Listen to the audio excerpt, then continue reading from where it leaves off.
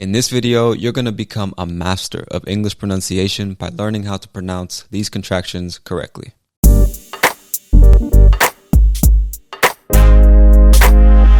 The first contraction we're going to look at is she's. She's. And this is a contraction of the words she and is. So here are some examples. She's a great friend. She's a great friend. I don't think she's in the mood for that. I don't think she's in the mood for that. All right, the next contraction we're going to look at is still she's, but in this case, it's a contraction of the words she and has. So when we use it in this way, we're using it in the present perfect tense. And if you don't know what that is, don't worry about that right now. This video is about pronunciation. We can talk about grammar in a different video. All right, so let me just give you some examples. She's been dealing with a lot lately. She's been dealing with a lot lately. She's never mentioned it to me.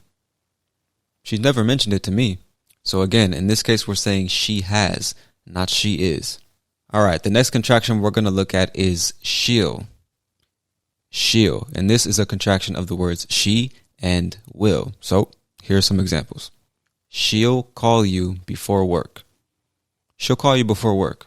She'll have to talk to her boss about that. She'll have to talk to her boss about that. I think she'll be okay with it. I think she'll be okay with it. The next contraction we're going to look at is she'd.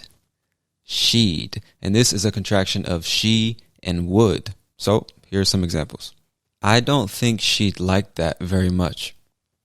I don't think she'd like that very much. She'd go crazy if she saw that. She'd go crazy if she saw that.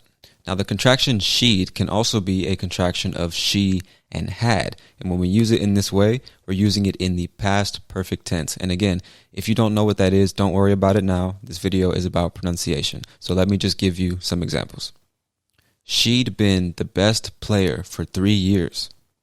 She'd been the best player for 3 years. She'd talked to so many people before that day. She talked to so many people before that day.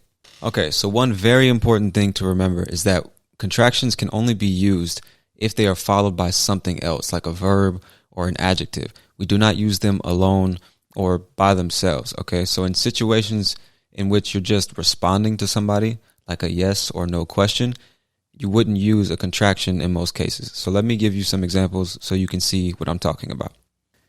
Is she the best? Yes, she's. No. In this case, we would say, yes, she is, because that's the end of your thought. It's the end of the sentence. Nothing is following she is. That's the end. So in this case, we don't use the contraction because it sounds very strange. Would she be disqualified for that? Yes, she'd. No. In this case, we would say, yes, she would. Has she been a good friend to you? Yes, she's. No. In this case, we would say, yes, she has. So I'm sure you get the point now, but just remember that contractions are lonely folks, all right? And they need friends, so never use them alone. All right, my friend, now you are a master of pronouncing and using English contractions correctly, just like a native English speaker. Now, if you like this video, please leave it a thumbs up. That lets me know I should keep making videos like this one. And if this is your first time on the channel, consider subscribing and clicking that notification bell so you don't miss the next lesson. This is Life in English. I'm Tony Kaizen, and I'll talk to you later. Peace.